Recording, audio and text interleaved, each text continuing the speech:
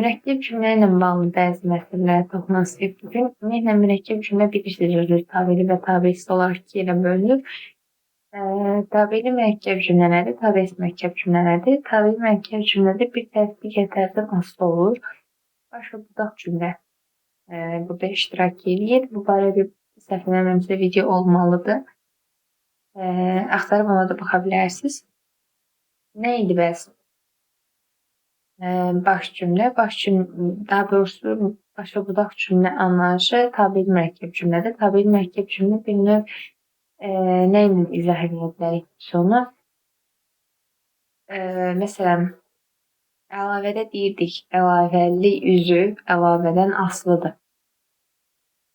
Sonra məsələn, tabelilik əlaqəsini keçəndə demişik, baş əslində söz birləşmələrində demişdik, əsas tərəf, asıl tərəf anlayışı var idi. Yəni, eyni qaydada tabeli mürəkkəb cümlədə də bir tərəf digər tərəfdən asılı olur. Budaq cümlə baş cümlədən asılı olur həmişə. Bunu yadınızda saxlayın. Tabelsiz mürəkkəb cümlə isə həmcins üzvlərin biraz böyük variantıdır. Həmcins üzvlər bilirsiniz ki, iki başlı oxla göstərilirdi və həmcins üzvlərdə hər hansı bir burada belə deyək, bir tabelilik olunurdu. Hər ikisi əsas üzv sayılırdı və hər ikisi bərabər hüquqlu sayılırdı. Bundan başqa, deməli, tabelsiz mürəkkəb cümlə ilə bağlı bəzi məqamlara baxasıq. Əsasən, tabelsiz mürəkkəb cümlənin növləri ilə bağlı məqamlara baxasıq.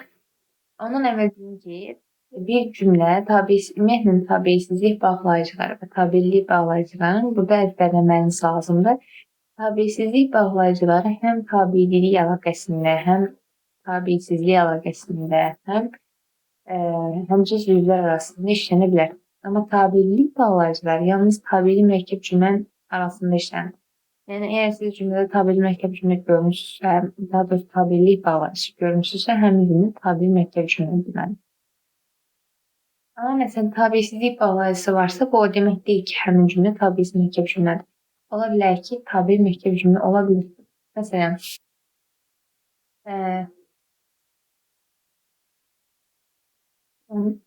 deyək, bunu sorun.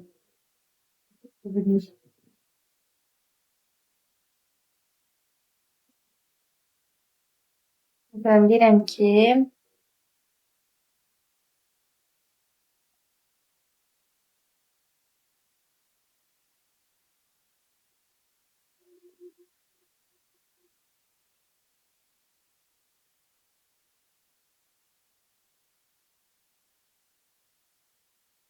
o gəldi, amma biz getmədik. Bu cümlədə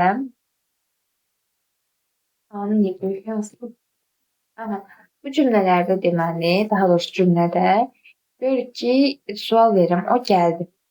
Tabelsiz mürəkkəb cümlədir, qarşılaşdırma əlaqəli tabelsiz mürəkkəb cümlədir, amma biz getmədik. Amma mən bunun əvvəlinə düzdür, sonra doğrudur, sonra hərçənd bu sözləri əlavə eləsəm, düzdür, doğrudur, hərçənd bu sözləri əlavə eləsəm, düzdür, o gəldi, amma biz getmədik. Hərçənd o gəldi, amma biz getmədik. Cümlənin normal oxuyanda o gəldi, amma biz getmədik. Cümlə görürsünüz ki, o gəldi. Bu normaldır. Tabelsiz mürəkkəb cümlə özündən sonra bir cümlə tələb elə bilir. Amma deyirəm ki, hərçənd o gəldi, intonasiyaya fikir verin, özündən sonra cümlə tələb edir. Amma biz getmədik. Sonra, tabelsiz mürəkkəb cümlədə nəyə fikir verməlisiniz? Ümumiyyətlə, məna növləri var. Məna növlərinin keçilməzdən əvvəl onu deyim ki, tabelsiz mürəkkəb cümlədə müştərək mübtəda anlayışı var. Müştərək mübtəda anlayışı nə vaxt olur? Əgər cümlədə bunu izah eləmişəm, videosu var, amma yenə də belə ümumi deyim.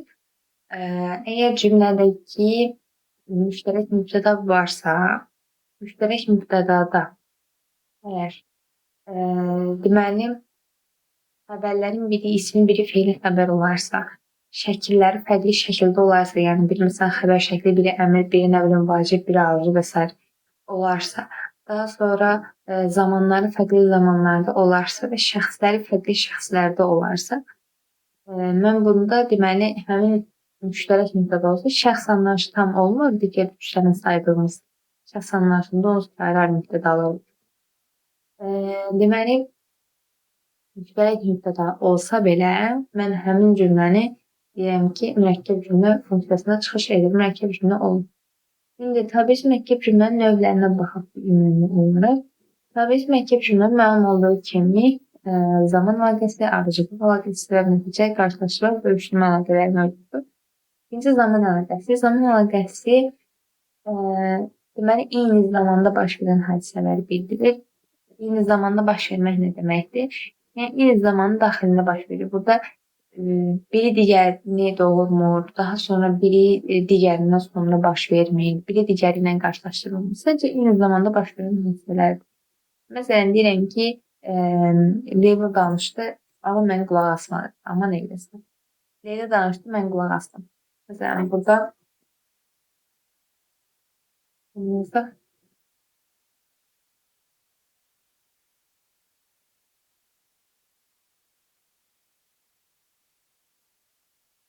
burada görürük ki, hər ikisi eyni zamanda baş verir. Məsələn, deyirəm Leyla danışar, sonra mən qulaq asa bilmərəm ki, eyni anda baş verməlidir. Bu o danışanda olmalı olan bir şeydir. Eyni zamanda baş verir və mübtədalarına, xəbərlərinə fikir versək, görərik ki, hər biri ayrı-ayrılıqdadır. Zaman əlaqəsində həm ismi, həm fe'li xəbərli ola bilər. Zaman əlaqəsi tabiiz mürəkkəb cümlədə iştirak, inkar, birləşdirmə bağlayıcılarından istifadə oluna bilər. Eyni zamanda zaman əlaqəsində bu deməli, onu bilin ki, eyni zaman daxilində olmaq keçmiş zamanda da ola bilər. Məsələn, gələcək zamanda da ola bilər. Əsas olsa eyni zaman daxilində. Bir məsələn əsr, bir il, bir gün daxilində olsun. Eyni anda olan bir şey olsun. Daha sonra ardıcıllıq əlaqəsi.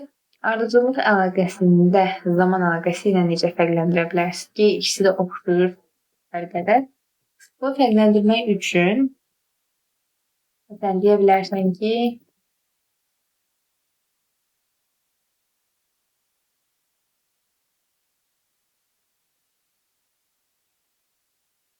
Leyla düşündü, cavab verəcəkdir. Məsələn, bu cümlədə zamanlar fərqlidir. Biri keçmişdədir, biri gələcəkdədir. Bu mürəkkəb cümlədir. Əgər ikinci də belə olsaydı cümlə, Leyla düşündü, cavab verdi, bu cümlə sadə cümlə olasıydı. Amma Leyla düşündü, cavab verəcəkdi də, biri gələcək, biri keçmiş zamanda olduğunu görə mürəkkəb cümlədir. Demək, bu cümlədə yuxarıdakı ilə aşağıdakını fərqləndirən nədir? Yuxarıdakı cümlədə eyni zamanda baş verən hadisədir. Həm Leyla danışır, mən də qulaq asıram. Düzdür, amma aşağıdakı cümlədə Leyla düşündü, cavab verəcəkdir. Leyla cavab verəndən sonra düşünə bilməz ki, birinci düşünməlidir ki, bu insan nə cavab verəcəkdir. Düzdür. Ardıcıllıq əlaqəsi budur.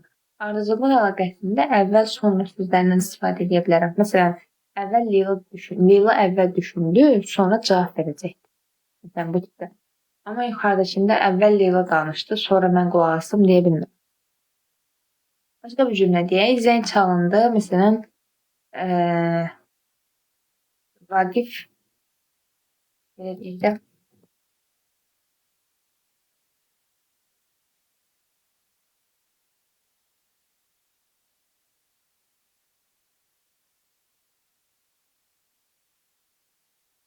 Zəng çalındı, Vaqif dəstəyi götürdü. Burada indi zəng çalındı, əvvəl zəng çalındı, sonra Vaqif dəstəyi götürdü. Bu eyni zamanda ola bilən bir hadisə deyil, düzdür. Vaqif öncə görücü zat deyir ki, o bilsin ki, hə, indi bu zəng çalınması bu saniyə, mən bu saniyədə dəstəyi götürməliyəm. Yəni, elə bir şey yoxdur. Birinci zəng çalınmalıdır ki, Vaqif dəstəyi götürsün. Yəni, ardıcıllıq əlaqəsi. Birinci zəng çalınır, sonra Vaqif dəstəyi götürür. Zaman əlaqəsi ilə ardıcıllıq əlaqəsi fərqləndirməyin yolu nədir? Cümlələrin yerini dəyişmək olur. Mən qulaq asdım, Leyla danışdı deyə bilirəm. Yəni, cümlələrin yerini dəyişəndə müəyyən bir məna itkisi olmur. Amma ardıcıllıq əlaqəsində mən cümlələrin yerini dəyişə bilmirəm. Çünki müəyyən bir ardıcıllıq özünü göstərir. Vaqif dəstəyi götürdü, sonra zəng çalındı deyə bilmirəm. Yəni, cümlələrin yerini dəyişəndə çox məntiqsiz, əlaqəsiz bir şey olurdu, düzdür. Deməli ki,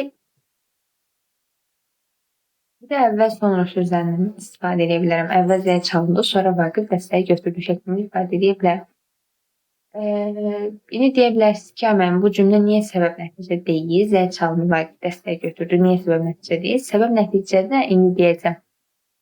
Vaqif dəstəyi götürməyə bilər zəl çalınanda. Bu ona görə ardıcıllıqdır. Məsələn, desəydim ki, zəng çalındı, səsdən uşaq diksindi. Məsələn, bu cümlə olacaqdı səbəb nəticə. Niyə? Çünki birinci cümlə ikinci cümlənin olmasına səbəb olur. Amma bu cümlədə zəng çalınandan sonra Vaqif dəstəyi götürməyə bilər. Yəni ardıcıllıq əlaqəsinin məzmunu da bundadır. Səbəb nəticə əlaqəsi. Səbəb nəticə əlaqəsində nəticə zəruri olmalıdır və körtəbii olmalıdır. Nə deməkdir? Bu, yəni deyilmə mütləq olmalıdır da bu nəticə. Başqa cür bir yolu yoxdur. Məsələn, dediyi zaman əlaqəsində cümlələrin yerini dəyişə bilirəm, amma ardıcıllıq əlaqəsində eləyə bilmirəm onu. Bu səbəb nəticədə də eləyə bilmirəm. Çünki mənasız olur. Səbəbi əvvələ keçir, nəticəni əvvələ keçirib səbəbi o tərəfə keçirməyin məntiqsiz olur.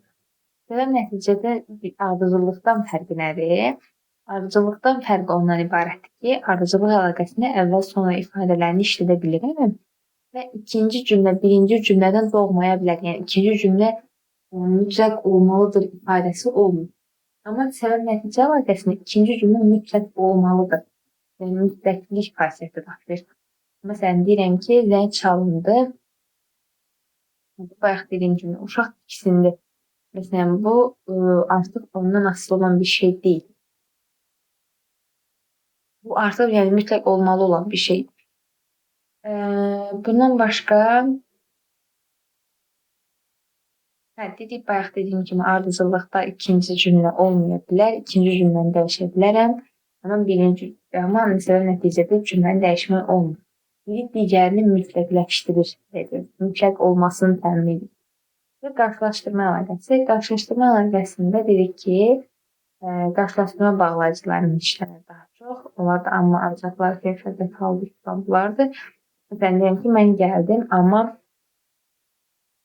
onu deyəsin ki, bütün qarşılaşdırma əlaqəli olan qarşılaşdırma bağlayıcıları olan cümlələri qarşılaşdırma əlaqəli tabi isməkli cümlə deyə bilmərəm. Cümlənin mənasına baxacaq.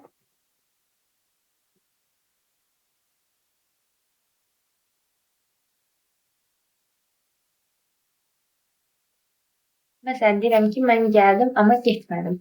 Bu cümlə sadə cümlədir. Niyə? Çünki ikisi də mənə aiddir. Üstəlik ikisi də keçmiş zamandadır. Üstəlik ikisi də xəbər şəklindədir. Üstəlik ikisi də fe'li xəbərli cümlədir. Məsələn, bu cümləni belə dəyişdirsəm ki, mən gəldim.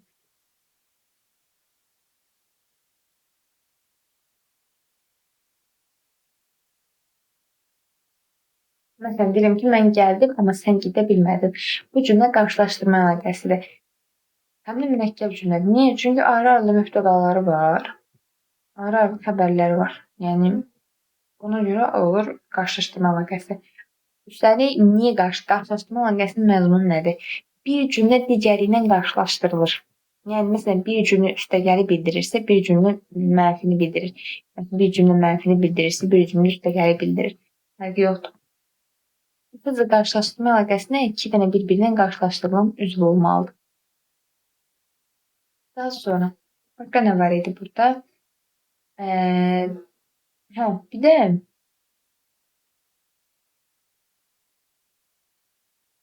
Bir də bəzi cümlələr olur ki, həmin cümlələrdə bu dediyimiz qarşılaşdırma məzmunu tam özünü göstərmir. Yəni, qarşılaşdırma məzmunu nə deməkdir? Yəni, biri digərindən qarşılaşdırılır cümlə. Biri müsbəti, biri mənfini bildirir. Amma bəzi cümlələr var ki, onlarda həmin məzmun olmasa belə mən yenə onlara qarşılaşdırma əlaqəsi deyirəm. Məsələn, deyirəm ki, Leyla qırmızı geyinib, Rəna isə qara rəngdə. Hər hansı bir qarşılaşdırma yoxdur da. Biri qırmızı geyinib, biri qara geyinib. Burada mən qarşılaşdırmıram ki, bunları. Sadəcə bu cümlələrdə də qarşılaşdırma məzmunu olmasa belə qarşılaşdırma əlaqəli tabisi mürəkkəb cümlədir. Daha sonra başqa nə var idi burada? Bölüşdürmə əlaqəsi. Bölüşdürmə əlaqəsində deməli, bağlayıcısız işlənmir, onu deyim. Tabirsiz mürəkkəb cümlənin elə bir növüdür ki, bağlayıcısız işlənmə funksiyası yoxdur. Əgər bağlayıcısız işlənsə, çevrilir zaman əlaqəli tabirsiz mürəkkəb cümlə. Məsələn, deyirəm ki, təbii iki növü var. Bölüşdürmə bağlayıcılarını işlənir və iki növü var. Deməli, bir növbəli iş olur. Birində də iki işlərin birinin mümkünlüyünü ifadə edir. Məsələn, deyirəm ki, yağış yağır, ya məsələn, tufan. Bu cümlədə iki işləm növbəli işi bildirir. Məsələn, deyək ki, 5 dəqiqə məsələn yağış yağır, 5 dəqiqə tufan qopur. Mənim sonra təzədən 5 dəqiqə yağış yağır, təzədən sonra 5 dəqiqə tufan qopur. Yəni növbəlidir də. Növbəli bir iş icra olunub qutarır, sonra o birisi başlayır, sonra o birisi qutarır, yenə təzədən əvvəlkini keçir, sonra yenə ikinci 1 2 1 2 1 2 bu şəkildə davam edir. Bu olur bölüşdürmə əlaqəsi. Amma mən burada gahları silsəm, olur zaman əlaqə tabirsiz mürəkkəb cümlə eyni zamanda baş verir. Deməli, bölüşdürmə əlaqəsidir zaman əlaqəsində eyni anda, eyni zamanda baş verən hadisədir. Sadəcə burada bölüşdürmə bağlayıcıları ilə işlənir deyə mən bunları bölüşdürmə əlaqəsi deyirəm. Daha sonra deməli, iki işləm birinin mümkünlüyünü verə bilər. Deyəm ki, məsələn,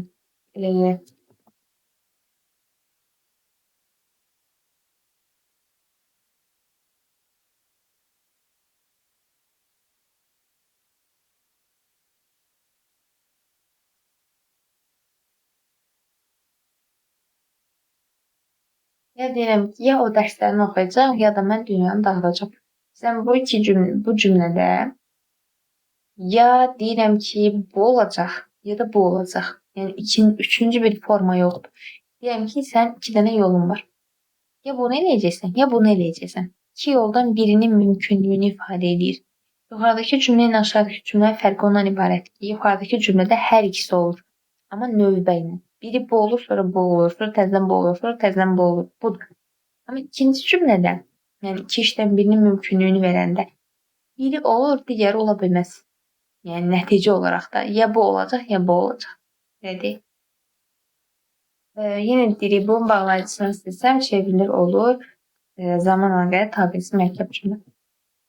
Daha sonra aydınlaşdırma əlaqəsi var idi. Onun bayaq adını çəkmədim desəm. Aydınlaşdırma əlaqəsində dedik ki, bir cümlə işlənir əvvəldə. Bu bir növ həmciz üzvlərdə ümumiləşdirici söz var idi. Onu oxşuyur təxminən. Məsələn, deyirəm ki, hamı qoşan nöqtə. Deyirəm ki, Elvin, məsələn, Rəna, Yelgiz, məsələn, hamısı doğacaq.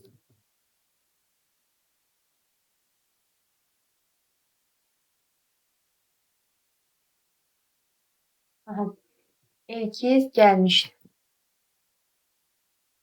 Bu cümlədə işlənəndən nədir? Həmciz üzvü işlənib, ümumiləşdirici sözdür. Bunlar da həmciz üzvlərdir. Ümumiləşdirici sözdə demişdik, bu ümumiləşdirirdi. Sonra digər açırdı da, məsələn, falan kəslər. Şimdi, tabirsiz mürəkkəb cümlə aydınlaşdırma əlaqəsində də biraz bunun dəyişmiş formasıdır, biraz bunun böyük formasıdır. Bunu belə yazıram. Hamı gəlmişdi. Qoşa nöqtə, Elvin, Rəna, Elgiz. Bunu belə dəyişək. Mən yoldan yazaq cümlə, biraz məntiqsiz olacaq, neyse. Hamı gəlmişdi. Elvin, Rəna, Elgiz yolda idilər. Elif gəlirdi, tabiri məntiqli olsun. Hamı gəlirdi, qoşa nöqtə, Elvin, Rəna, Elgiz yolda idilər. Bu cümlə ilə bayaqki cümlənin nə fərqi var? Bayaqki cümlədə dedik ki, sadə cümlə idi və həmciz üzvdə ümumiləşdirici söz işlənmişdir. Bu cümlədə isə artıq mürəkkəb cümlədir. Gəlmişdi kim? Hamı. Yolda idilər kim? Elvin, Rəna, Elgiz. 3 dənə mübtədası var bu cümlənin. Bu cümlənin bir dənə ayrı mübtədası var. Problem yoxdur. Yəni hər biri mürəkkəb cümlə. Aydınlaşdırma əlaqəsində yenə həmciz üzvün böyük formasıdır. Təkrar deyirəm. Həmciz üzvündə ümumiləşdirici sözün böyük forması sadəcə. Qoşa nöqtə ilə ayrılır, qoşa nöqtə ilə bildirilir. İkinci cümlə, birinci cümlə. Burada neçə dənə cümlə varsa, burada olan cümlələr qoşa nöqtədən sağda olan cümlələr qoşa nöqtədən solda olan cümləni açıqlayır, bir növ aydınlaşdırır, tərkib hissələrini açır. Necə ki, biz məsələn, həmciz sözlərdə o var idi. Bayaq dedik, ümumiləşdirici söz. Daha sonra həmciz sözlər gəlirdi ki, həmciz sözlər ümumiləşdirici sözün açılması idi bunu. Sonra məsələn, belə yaza bilərik. Toya hazırlıq gedirdi.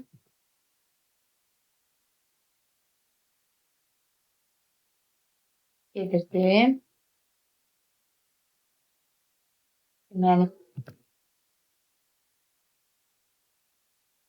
qoşa nöqtə. Məsələn, deyirəm ki, ham məşğuldur. Biri yeməyə baxırdı, biri adına baxırdı, mən və s. Qoşa nöqtə, 3 nöqtə. Deməli, bu cümlədən indi qoşa nöqtədən sağda olan cümlələr nəyi bildirdi? Qoşa nöqtədən solda olan cümləni açıqladı mənim üçün. Toya hazırlıq gedirdi. Hazırlıq nə cür gedirdi? Yəni, biri yeməyə baxırdı, biri dadına baxırdı, biri qonaqları qarşılayırdı, biri oturub boş-boş baxırdı və s. Yəni ki, qoşa nöqtə ümumiyyətlə aydınlaşdırma əlaqəsində qoşa nöqtə olur. Bu heç bu özündür. İkincisi də aydınlaşdırma əlaqəsində qoşa nöqtədən bəzən ola bilər ki, indi vergül işarəsi ümumiyyətlə bu işarələrini ata bilərlər. Onu çox vaxt onu eləyə biləcəklərini düşünmürəm. Çünki cümlə mənası ekranda başqa tabi mürəkkəb cümləyə gedir. Ona görə elə bir şey eləyəcəklərini düşünmürəm. Deməli, qoşa nöqtədə sağda olan tərəf solda olan tərəfin mənasını açıqlayır. Bu hazırlıq nədir? Nəyə hazırlıq gedir? Onu açıqlayır mənə ki, bu hazırlıq nədən ibarətdir? Kim nəyi iş görürdü? Kim nəyi eləyirdi? Yəni, onu mənə açıqlayır.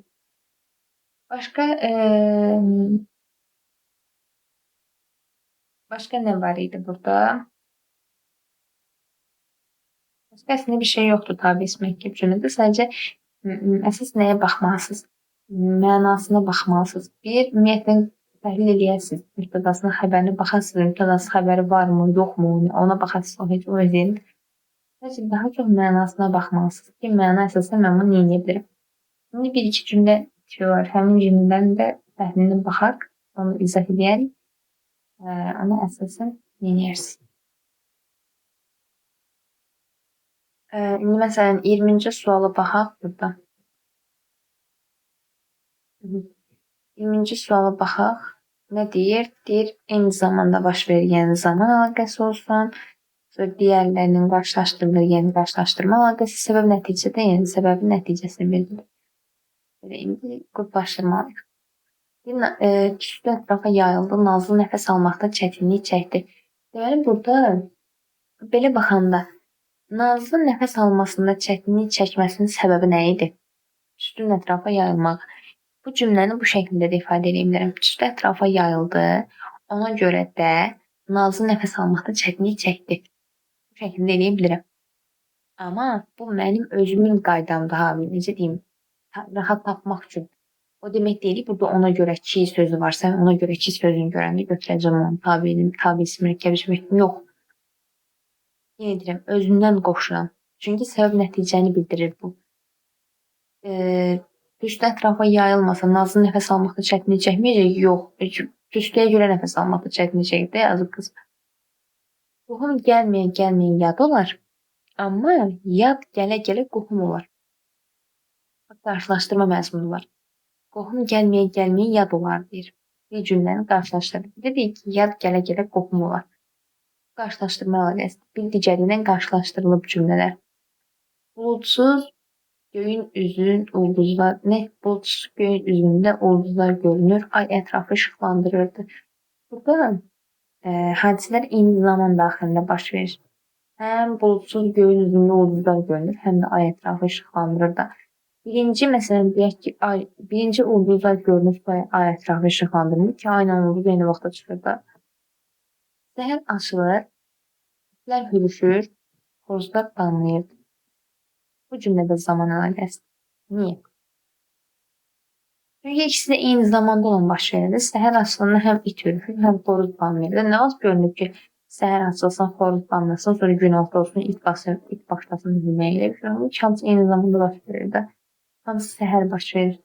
O demək deyil, hamısı eyni saniyədə olsun. Zaman anlayışı. Zaman əlaqəsində o zaman anlayışı biraz qəribədir. Bəzən bir əsr daxilində ola bilər o. Bir misal saat aralığında ola bilər, eyni saniyədə də ola bilər. Uşaqlar vaxtında gəlmişlər. Amma qapıçı isə onları içəri keçməyə icazə vermir. Bax, isə var. İsə nə idi? Qarşılaşdırma bağlı. Deməli, bu da qarşılaşdırma. Deməli, B ilə E 2-yə, B ilə D 1-ə, E var. Daha görə başqa adres məktub cümlə varmı burada?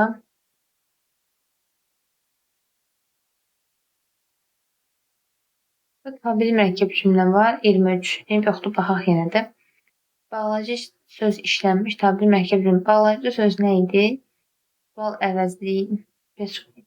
Sual əvəzliyi ilə ifadə olunmalıydı. Sual əvəzliyi ilə ifadə olunanda mən o bağlayıcı söz etmiş. Üstəlik birinci cümlədə olmalıdır. İkinci cümlədə ola bilməz. Kim ki var? Götürəcəm biri. Kim sual əvəzlikdə biz. Pislik niyə istəyirsiniz? Axı pislik görərsiniz. Görərsiniz. Niyə istəyirsiniz? Axı pislik görərsiniz. Və ikinci cümlə. Burada durğu işarələri buraxılıb. Burada niyə sözü bağlayıcı söz funksiyasında deyil. Məsələn, dərsdə demişdik. Hər sual əvəzliyi bağlayıcı söz deyil və yaxud da hər işarə əvəzliyi əvəzli qərib deyil. Cümlənin mənasına baxmalısınız, həmin sözün işləndiyi funksiyaya baxmalısınız. Burada niyə sözü və öz funksiyasını işlənir, sual əvəzliyidir. Bu hər hansı bağlayıcı söz funksiyasını işləməyib. Nə tökərsən aşına, bax, nə tökərsəndəki nə sözünü, bu niyə sözünü müqayisə edin. Hiç niyə edirsiniz? Bu sual verir, pisliyi niyə edirsiniz deyir. Burada niyə sözü sual məzmunu yaradır. Amma deyirəm nə tökərsən aşına, o da şərt qavşanır. Buradakı nə sözü sual məzmunu yaratmır.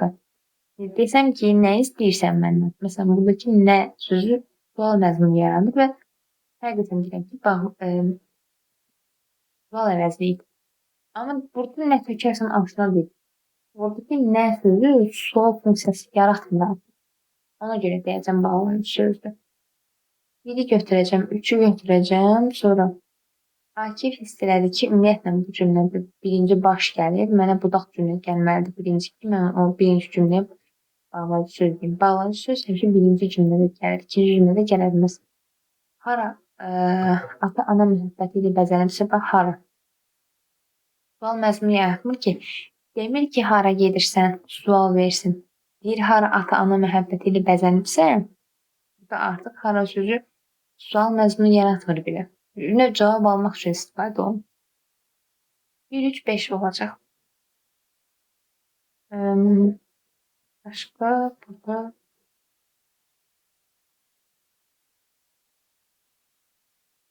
başqa yoxdur. İndi keçək.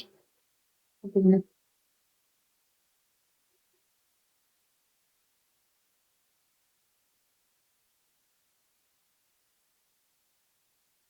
Burada 9-a baxaq deməli. Bu da tabir məkib cümlə ilə bağlıdır. Bir bağlayıcılı olsun. Mən ona mənimlə danışma, sadəcə bağlayıcılı olsun. Yer mənimdir, əlbəttə ki, vermərəm. Əlbəttə ki, moda sözdür, bağlayıcı deyil birincisi. Dostları da gəldilər, ancaq buradakı ancaq sözü bağlayıcı vasitədir.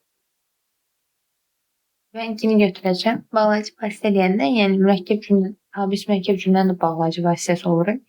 Tabir mürəkkəb cümlədə bağlayıcı söz olmur, əvəzlik gəlib filan olmur, amma bağlayıcı vasitə olur. Bu üsul ildə nə qədər şər satmışam, özüm hesabını itirmişəm. Şər satmışam, burada da yoxdur. Gələn ardarası kəsilməz sərtliyə bildirir. Yoxdur, yaz gəlir və torpağı isidir. Bax, bu cümlə ən axırıncı cümlə. Deyə bilərsiniz ki, mənim və var. Və varsa deməli hərdir. Tabir mürəkkəb cümlədir, üstəliklə ki, bağlayıcı işlər. Birincisi bilməlisin ki, gəlir nə? Yaz. İsidir nəyi? Torpağı. Nə? Yaz. Müştərək mübtədalıdır. Düzdür. İndiki zamanda da hər ikisi. Fe'li xəbərlidir hər ikisi. Mən bunu niyə deyim ki, mürəkkəb cümlədir? Bu sadə cümlədir. Təmsiz xəbərli sadə cümlə. Sadəcə başqa heç. Daha sonra başqa mürəkkəb cümlə baxaq. 19'a baxırıq. Deməli, kitab ismi mürəkkəb cümlənin tərkib hissələri arasında məna əlaqəsini nəzərə alaraq düzgün əlaqələndirməni müəyyənləşdirin. Biri hadisənin səbəbini, digər nəticəsini bildirir. Xoruz silkələnsə bir cəngə tük olar. Dəvə silkələnsə bir ulağa yük olar. Burada səbəb nəticə əlaqəsi yoxdur. Səbəb nəticə olması üçün birinci cümlə ikinci cümləni doğurmalıdır. İkinci cümlə birinci cümləyə əsasən almalıdır. Bir şey yox. Fikirlər qarşılaşdırılır. Xəstəlik atlı gəlir, ancaq piyada gedir. Və ancaq sözü var. Dəqiq ki, gedir. Bu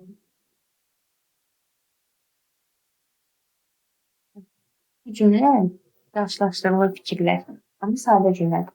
Niyə? Çünki gəlir, nə xəstəlik, gedir, nə xəstəlik. Və hər ikisi mübtədadır, müştərək mübtədadır.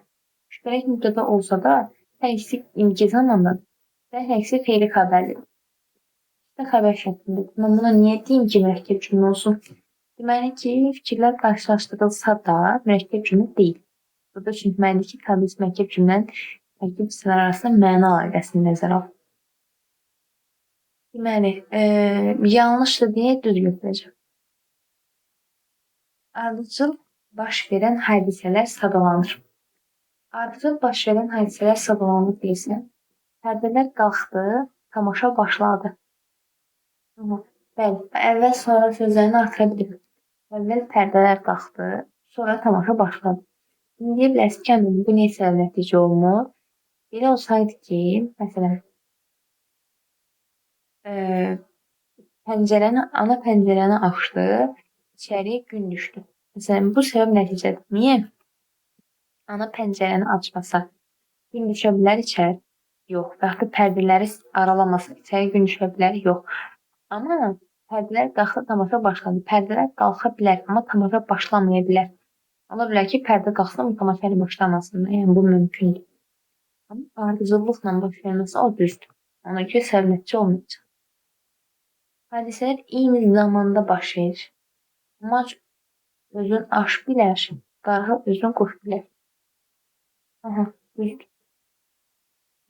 Yəni, kəskəmən burada zaman əlaqəliyi nə var? Zaman əlaqəliyi nə var deyəndə, burada nə səbəb nəticə var. Nə ardıcıllıq var, nə qarşılaşdırma var, nə aydınlaşdırma var. Heç nə yoxdur. Ona görə deməli, zaman əlaqəsi eyni zamanda daxilində baş verir.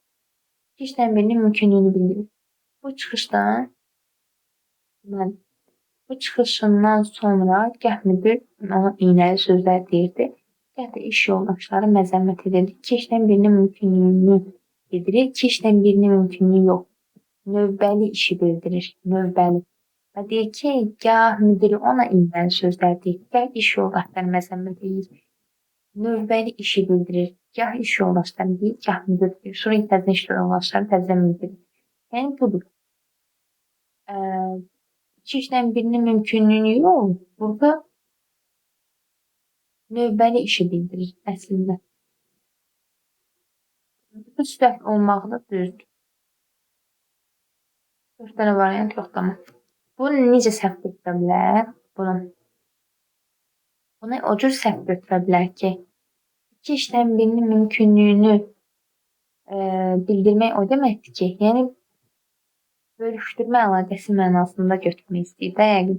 Çünki bölüşdürmə əlaqəsini iki cür axı. Biri deyirəm iki işdən birinin mümkünlüyünü bildirsin, biri növbəli işi bildirsin. Məsələn, ikisi də bölüşdürmə əlaqəsi. Yəqin o mənada burada götürüb, amma belə yəni baxanda burada düzdür.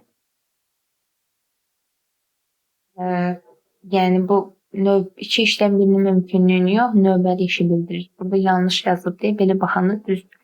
Amma sadəcə ola bilər ki, burada ümumi bölüşdürmə əlaqəsini götürüblər deyə burada düz götürmüş ola bilərlər. Yəni bu bölüşdürmə əlaqəsi deməkdir deyə bunu düz götürmüş ola bilərlər. Ama yenə də deyirəm, bu səhvdir deyə, səhv yazılıb deyə bir götürəcəm mən bunu. Belə 2, 3, 4, 5 olan variantdır. Burada 5 yazar, şeyini götürək.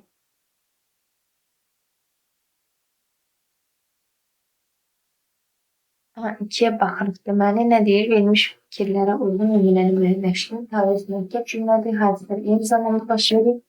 Tərəflərin bağlayıcı ilə bağlanıb. Qalib nə istirahət edir, nə də dincəlir. Deməli, bu cümlədə dincələ bildi. Kim? Qalib. İstirahətə getdi. Kim?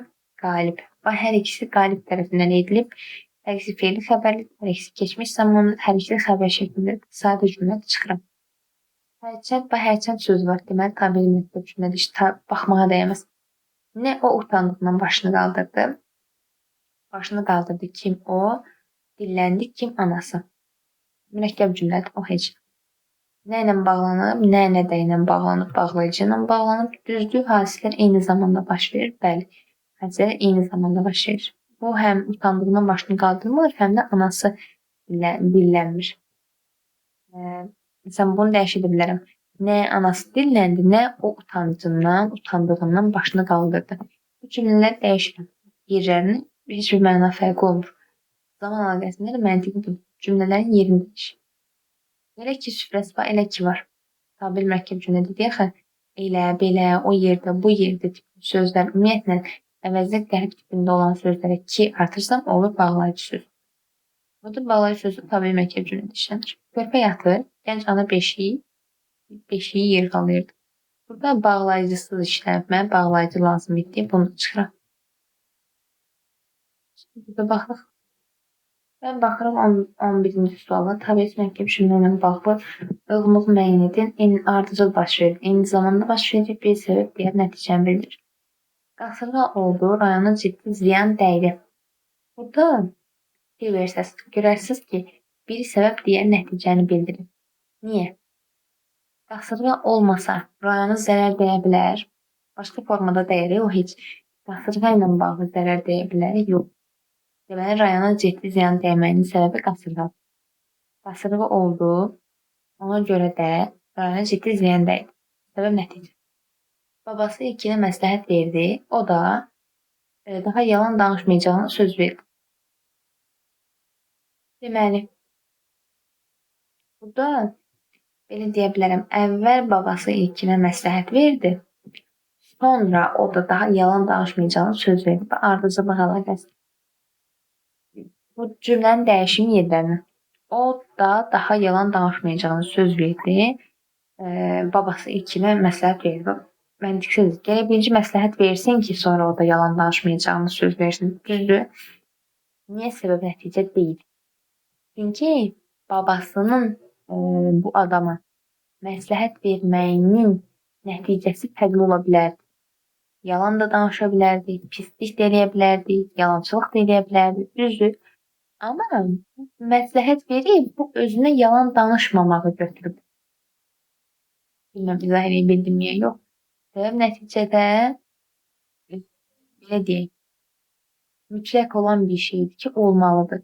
Amma burada bu ilkin babasının verdiyi məsləhətə fərqli şəkildə reaksiya verə bilər. Ardıcıllıq əlaqəsinin məntiqi budur.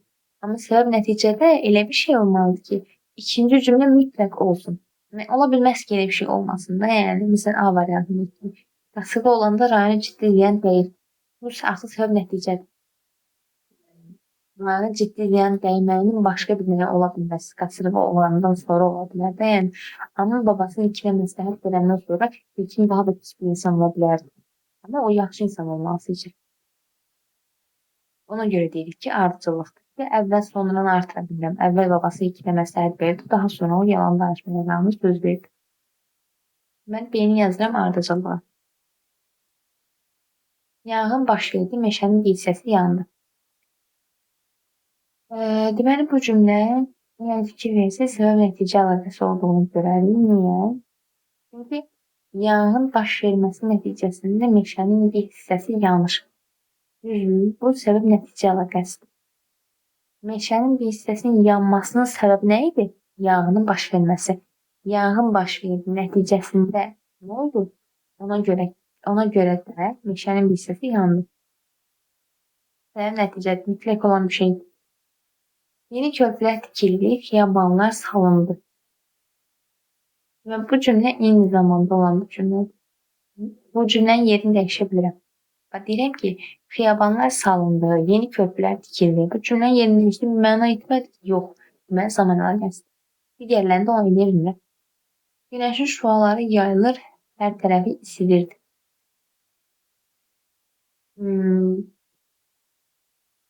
İstirdi nəyi hər tərəfi? Nəyə? Günəşin şüaları. Yayılırdı. Nə? Günəşin şüaları. Bax, hər ikisinin mübtədası eynidir. Deməli, sadə cümlədir. Heç bunu baxmağa deyil.